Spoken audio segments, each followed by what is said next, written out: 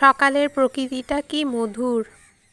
মেঘলা মেঘলা weather, রোদ বেরোয়নি আর হালকা ঠান্ডা ঠান্ডা হাওয়া দিচ্ছে, খুব ভালো লাগছে। আর পাখিগুলোকে দেখো,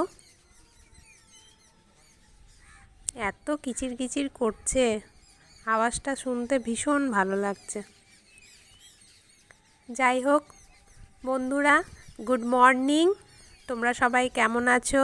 আশা করি তোমরা প্রত্যেকে খুব ভালো আছো, আমিও খুব ভালো আছি। আর আজকে একটা নতুন দিন, নতুন সকাল, আর আজকে হচ্ছে শনিবার। তো এখন সকাল 6:30 মতো বাজে, এখন থেকে আমি ভিডিওটা শুরু করলাম। আজকে কতটা কাজকর্ম তোমাদের সাথে শেয়ার করতে পারবো জানি না, কারণ ফোনটা আজকে আমার কাছে সারাদিন থাকবে না। এই সকালের দিকে হয়তো কিছুক্ষণ থাকবে, তারপরে তোমাদের দাদাভাই ফোনটা নিয়ে কাজে যাবে। ফোনটার একটু প্রয়োজন আছে। বাড়িতে যে ফোনটা আছে সেই ফোনটা অনেকটাই ডিস্টার্ব করছে, প্রবলেম হচ্ছে ফোনটাতে, তাই এই ফোনটা নিয়ে একটু বেরোবে। তাই হয়তো আজকে সারা দিনের ব্লগটা তোমাদের সাথে শেয়ার করতে পারবো না, কিন্তু যতটাই পারবো তোমাদের সাথে শেয়ার করব। আর তোমাদেরকে দেখো চারিপাশটা দেখাচ্ছি, সবুজ গাছপালা, দেখতে কি সুন্দর লাগছে। এই দেখো এখানটা হচ্ছে সেই নোংরা জায়গাটা। এখন বর্ষাকাল তো, তাই প্রচুর গাছপালা বেরিয়ে গেছে, তাই এখন আর দেখতে অড লাগছে না। জায়গাটা সুন্দর লাগছে, গাছে ভরে গেছে বলে, কিন্তু এখানে প্রচুর নোংরা। এখনও নোংরা ফেলা হচ্ছে, কিন্তু গাছ হয়ে গেছে বলে দেখা যাচ্ছে না। এখানটা 6 কাঠা মতো জায়গা আছে, তো প্রচুর নোংরা। এখানে অনেক দূর দূর থেকে সব নোংরা ফেলতে আসে। এত আবর্জনা, আর এই ধুলোগুলো সব ঘরের মধ্যে ঢোকে, গন্ধ, বাজে গন্ধ ঢোকে। কি করব বলো, এখন যতদিন বিক্রি না হচ্ছে এটা ভোগ করতে হবে। আজকে 15 বছর মতো হয়ে গেল জায়গাটা এরকমভাবেই পড়ে রয়েছে, আর যত দিন যাচ্ছে নোংরা তত বাড়ছে ধরো। আর এই যে তোমাদের বলেছিলাম তুলসী গাছের টবটা ছাগলে ফেলে ভেঙে দিয়েছিল, তাই বাবা 2টো টব কিনে এনেছেন। তাই একটা তুলসী গাছ লাগানো হয়ে গেছে, আর এই টবটাকে ছাদে নিয়ে এসছে, মনে কোনো ফুল গাছ লাগাবে। আর টব জানো তো আগে প্রচুর ছিল, এই পাঁচিলের ওপরে ধারে ধারে রাখা ছিল, কিন্তু এই বর্ষার সময়, বর্ষা নয়, যখন ঝড় হয়, ঝড় দেওয়ার সময় কালবৈশাখী ঝড়ে প্রচুর টব ভেঙে গেছিলো একবার। তো তারপর থেকে আর না আমাদের টবে গাছ লাগানো হয় না। বাবা এই যে বস্তাতে এরকমভাবে লাগান। আর গাছের শখ না তোমাদের দাদা ভাইয়ের সেরকমভাবে নেই, বাবাই যা লাগান তাই। তো এবার বয়স হয়ে গেছে, বাজারে গিয়ে টব কিনে আনাও তো কষ্ট। আর তোমাদের দাদা ভাইয়ের গাছের শখ নেই বলে টবেরও কোনো আনার কোনো চেষ্টা নেই। তো তাই বাবা বস্তার মধ্যে এরকম করে গাছগুলো লাগিয়ে ফেলেন। ঠিক আছে চলো এখন নিচে যাই, প্রচুর কাজ পড়ে। আর এই যে এখন শাড়িটাও ছাড়া হয়নি, এটা কাল রাতে চেঞ্জ করিনি, শাড়ি পরেই ছিলাম। এখন নিচে চলে এসেছি, আর এখন রান্না বান্না বসিয়ে দিয়েছি। এখন কিন্তু অনেকটাই বেলা, এখন মোটামুটি তোমার 10:30 মতো বাজে। আর ছোটো মেয়েকে স্নান করিয়ে দিয়েছি, দেখো সাজুগুজু করে বসে আছে। পড়তে বসতে বলেছি, তাই একটু মুখটা ভার হয়ে গেছে, মানে পড়ার ইচ্ছে নেই। আর চলো রান্নাঘরে তোমাদের দেখাই আজকে কি রান্না হচ্ছে। আজকে করছি পুঁই শাকের তরকারি, কুমড়ো দিয়ে, আলু দিয়ে, কচু দিয়ে এই তরকারিটা করছি। তরকারি তো নয়, শাক, পুঁই শাক। আর করে নেবো টক, আর করে নেবো ডাল। আর ভাতের মধ্যে আলু সেদ্ধ আর কচু সেদ্ধ দিয়ে দিয়েছি। আমার ছোটো মেয়ে আলু সেদ্ধ কচু সেদ্ধ খেতে খুব ভালোবাসছে, আর ভাতটাও না ভীষণ তাড়াতাড়ি খেয়ে নিচ্ছে, দুষ্টুমি করছে না। আর সাথে করে নিয়েছি এদিকে দুধ গরম। আর এটার মধ্যে কয়েকটা কুমড়ো দেবো, কুমড়োটা কাটা হয়নি। আজকে মা তরকারি কেটে দিয়েছে, তো টকের মধ্যে কুমড়ো দেয়নি, ভেন্ডি, আলু আর কচু দিয়েছে। একটু টকের কুমড়োটা কেটে নেবো, দিয়ে টকটা বসিয়ে দেবো। আর এই শাকটাই করছি, আর ওই যে আলু সেদ্ধ কচু সেদ্ধ মাখবো, আর টক।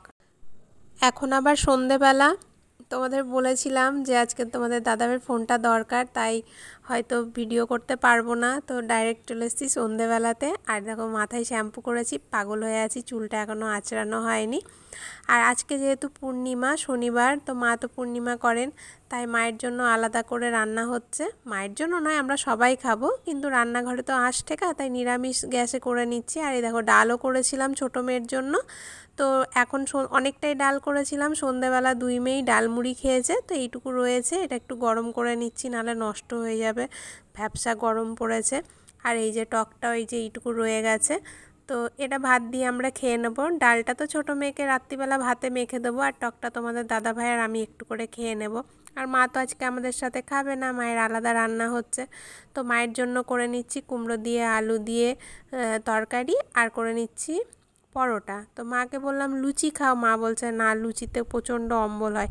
আর মা না লুচি খেতে চায় না, তুমি দেখবে যে আমি যখন পূর্ণিমাতে বেশিরভাগই পরোটাই করে থাকি, মার লুচি খেলে গ্যাস হয়ে যায় সেই জন্যে। আর এদিকে তরকারিটা আমার কষানো হয়ে গেছে, এবার জল ঢেলে ঢাকা দিয়ে দিলাম। আর এই যে আটাটা এখন মেখে পরোটাটা করে নেব।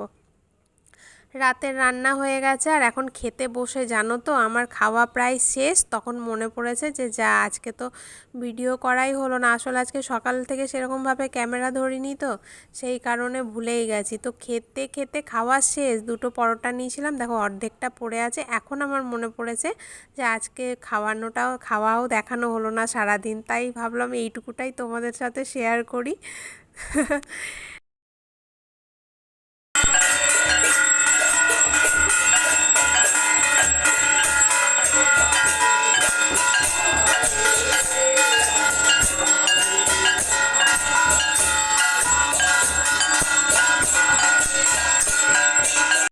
এটা হচ্ছে পরের দিনের ভিডিও, মানে রবিবার।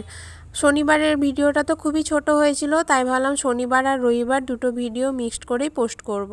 তাই শনিবারের ভিডিওটার পোস্ট করিনি, খুবই ছোট হয়েছিল, কয়েক মিনিটের ভিডিও হয়েছিল।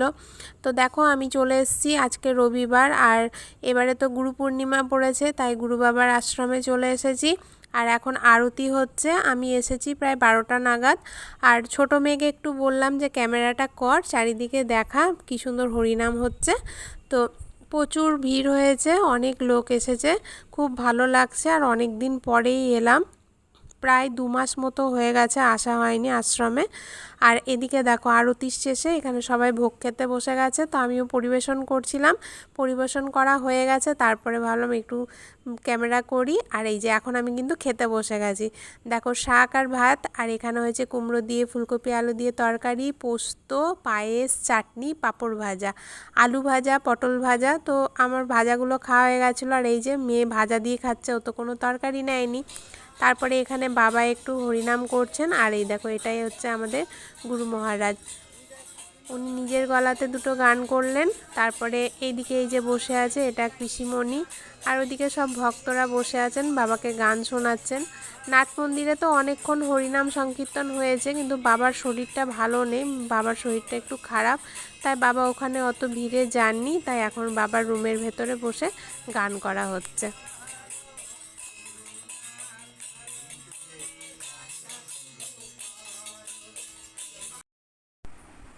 এই দেখো আমার বান্ধবী, হাই। ছোটবেলাকার বান্ধবী, এখানটাই দেখ, তাহলে চোখটা টেরা আসবে। কথা বল, বল কি বলবি, বল বল, বল না। আমার বেস্ট ফ্রেন্ড, আমরা ঘুরতে যাই একসাথে। আর কেউ বেস্ট ফ্রেন্ড নেই তো? সে যদি ভিডিওটা দেখে বলবে তুই কজনকে বেস্ট ফ্রেন্ড করেছিস। এখন আর কেউ নেই। ও এখন কেউ নেই বলে আমাকে রেখেছে, আমাকে রেখেছে ছোটবেলা, তারপরে পেয়ে গেলে আমাকে ছেড়ে দেবে। বেস্ট ফ্রেন্ড পেয়ে গেলে আমাকে ত্যাগ দেবে, বুঝেছো তো? চলো আমরা এখন বসে বসে গল্প করি, অনেকক্ষণ এসেছি, 1 ঘন্টা আমরা দুজন মিলে একসাথে। 1 ঘন্টা মতো হয়ে গেল এসেছি, গল্প করছি। আর দাঁড়াও কাকিমাকে দেখাই, এই দেখো কাকিমা, এটা আমার কাকিমা, এই এক মামা, এই দেখো। চলো আমরা এবার একটু বসে গল্প করি, কারণ অনেক গল্প জমে আছে।